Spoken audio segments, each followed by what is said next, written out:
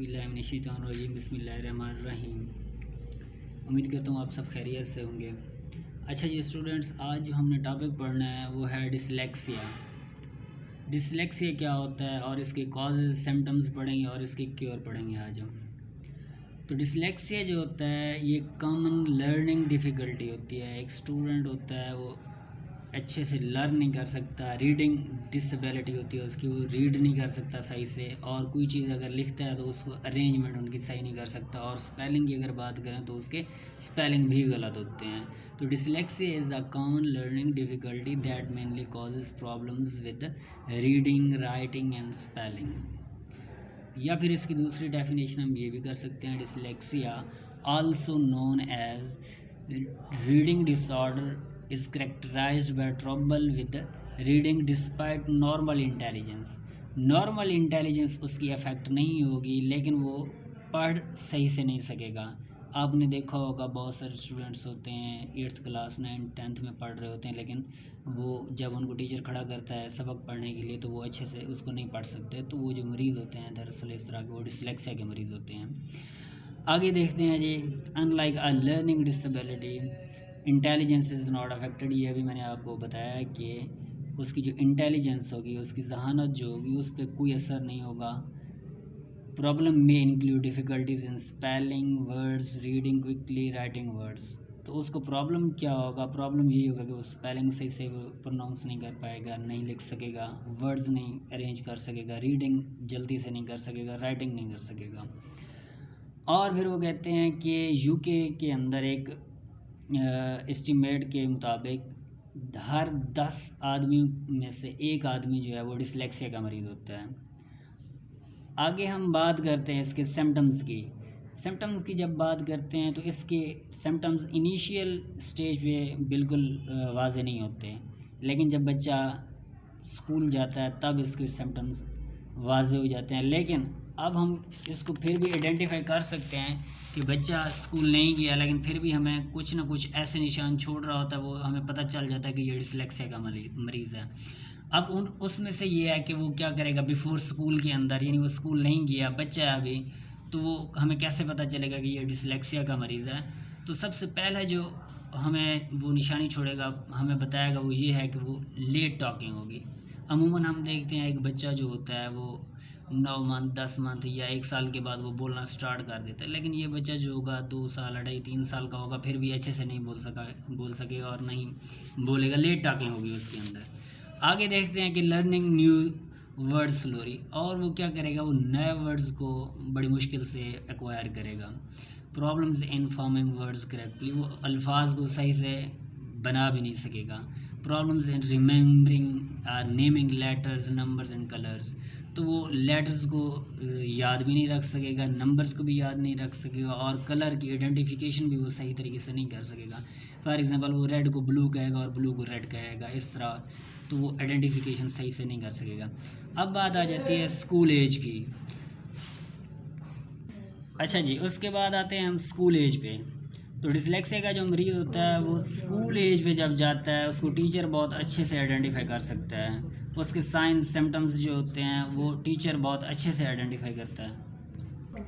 अच्छा जी, उसके अंदर क्या होगा कि कोई भी लड़का या लड़की जो डिसलेक्सिया का मरीज़ है वो एक्सपेक्टेड लेवल के जाने के बाद भी वो अच्छे से नहीं बोल सकेगा। फॉर एग्ज़ाम्पल एक बच्चा है वो 8वीं 10वीं क्लास में है, लेकिन हम यहाँ पर एक्सपेक्ट कर सकते हैं कि वो अच्छे से बोलेगा, लेकिन वो अच्छे से नहीं बोल सकेगा जो डिसलेक्सिया का मरीज़ होगा। अब उसके बाद हम बात करते हैं कि वो क्या करेगा कि वो जो वर्ड्स होते हैं या वो कोई चीज़ हम बोलते हैं उसको अच्छे से अंडरस्टैंड नहीं कर सकेगा। अगला जो उसका सिम्टम्स है वो ये है कि वो अल्फाज को सही से अरेंज नहीं कर सकेगा, और क्वेश्चंस के जो आंसर हैं वो भी सही से नहीं दे सकेगा, और सीक्वेंस चीज़ों का जो है वो भी उसको सही से वो नहीं कर सकेगा। उसको प्रॉब्लम होगा in sequencing things. Problems in differentiating the letters words like P B and D. अब देखें अल्फाज जो हैं, जिस तरह के लेटर्स हैं ये सेम हैं, थोड़े से मिलते जुलते हैं, पी है बी है डी है, लेकिन वो इनको डिफरेंशिएट सही से नहीं कर सकेगा। वो पी को डी बोलेगा और डी को पी बोलेगा। Difficulty in sounding out the pronunciation of unfamiliar words, जो नए अल्फाज आ जाते हैं जो एक मैच्योर बच्चा होता है वो नए अल्फाज की प्रोनाउंसिएशन उसको पता चल जाती है, वो अच्छे से प्रोनाउंस कर सकता है, लेकिन वो जो होगा उसको डिफ़िकल्टी होगी, वो सही से प्रोनाउंस नहीं कर सकेगा। और डिफ़िकल्टी इन स्पेलिंग, जो नए वर्ड्स आ जाते हैं या कोई भी वर्ड आ जाता है तो उसको स्पेलिंग में बड़ा मसला होगा। Avoid activities that involve reading, और ख़ास तौर पे ये होगा कि कोई भी इस तरह की एक्टिविटी होगी जिसमें उसको पढ़ना होगा वो उससे भागेगा, वो पढ़ाई से। आ जाते हैं हम अडल्ट लेवल पे। अगर अडल्ट एक बंदा है वो भी डिसलेक्सिया का मरीज़ है तो हमें कैसे पता चलेगा कि ये डिसलेक्सिया का मरीज़ है? तो उसमें ये होता है कि डिफ़िकल्टी इन रीडिंग, सबसे पहले ये है कि वो पढ़ नहीं सकेगा। और फिर क्या होगा कि स्लो रीडिंग करेगा या लिखेगा वो भी स्लो लिखेगा। प्रॉब्लम इन स्पेलिंग, इसके सिम्टम्स बिल्कुल उसके साथ स्कूल एज के साथ मिलते जा रहे हैं क्योंकि इसके अंदर ख़ास कोई डिफरेंस नहीं है। और बड़ा जो बच्चा होता है या नौजवान अडल्ट होता है वो काफ़ी सारी चीज़ों को समझ जाता है, लेकिन ये जो होगा ये जोक्स और ईडियम्स को बिल्कुल नहीं समझ सकेगा। जिस तरह हम कहते हैं कि this is a piece of cake, अब यहाँ पर पीस ऑफ केक का मतलब होता है ईजी, लेकिन उसको समझ नहीं आएगा, वो समझेगा कोई पीस का जो हम खाते हैं पीस, ये उसका टुकड़े की बात कर रहा है पीस ऑफ केक, तो ईडियम्स को वो अच्छे से समझ नहीं सकेगा। Difficulty in summarising a story, कोई भी स्टोरी उसको दी जाए तो उसको समराइज़ नहीं कर सकेगा। Trouble in learning foreign language, जब वो सेकंड लैंग्वेज एक्वायर करने की बात होती है तो वो सेकंड लैंग्वेज को जल्दी से नहीं सीख सकेगा। डिफ़िकल्टी इन मेमोराइजिंग, चीज़ों को वो मेमोराइज़ नहीं कर सकेगा। Difficulty in doing maths problem, जो मैथ के प्रॉब्लम होते हैं वो भी उसको सॉल्व नहीं कर सकेगा। अब बात आती है इनके कॉजेज़ की कि क्या वजह होती है जिसकी वजह से ये मरीज़ बन जाते हैं डिसलेक्सिया के। वो कहता है पहला जो कॉज है वो ये है कि ये इनहेरिटेंस से होता है, कि जेनेटिकली ट्रांसमिटेड डिजीज़ होती है ये। और दूसरा जो इसका काज है वो ये होता है कि ये प्री मैच्योर बर्थ होती है। कोई भी बच्चा जो है वो वैसे अमूमन जो होता है 10 मंथ के बाद पैदा होता है, लेकिन कोई बच्चा अगर 7 मंथ 8 मंथ में पैदा हो जाता है, प्री मैच्योर बर्थ हो जाती है, तो वो भी डिसलेक्सिया से अफेक्ट हो सकता है।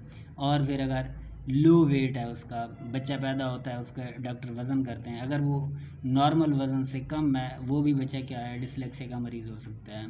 और समटाइम ये होता है कि मदर्स जो होती हैं वो ड्रग्स के अंदर इन्वॉल्व होती हैं, अल्कोहल पीती हैं या निकोटीन्स वगैरह, तो वो भी क्या करता है, वो ये जो सारी ड्रग्स हैं ये क्या करते हैं फिटस के ऊपर जाके बच्चे के डेवलपमेंट पे बड़े असर डालती हैं और जिसकी वजह से बच्चा डिसलेक्सिया का मरीज़ हो जाता है।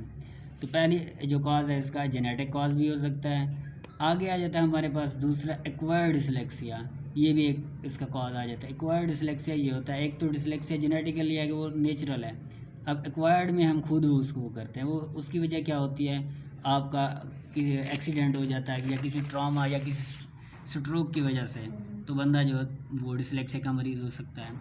अब हमें क्या करना है, इसको क्योर कैसे करना है या इसको सपोर्ट कैसे करना है।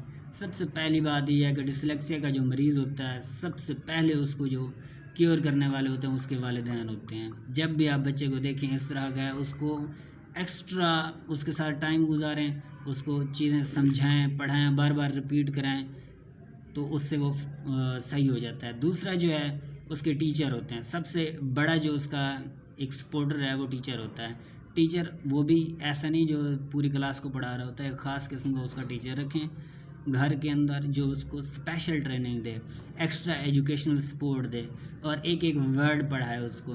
तो इस तरह जाके एक बच्चा जो है वो डिसलेक्सिया का मरीज़ होता है, लेकिन उससे थोड़ा सा उसका क्योर हो जाता है। और फिर क्या करता है, उस बच्चे को फ़ोनिक्स यानी स्मॉलर साउंड्स भी उसको पढ़ाई जाती हैं, यानी छोटे छोटे अल्फाज, ताकि छोटे छोटे अल्फाज सीख सीख के वो पूरी लैंग्वेज सीख जाए। इस तरह ये जो होता है हम डिसलेक्सिया को क्योर कर सकते हैं। आज का हमारा टॉपिक यहाँ पर एंड होता है। थैंक यू, अल्लाह हाफिज़।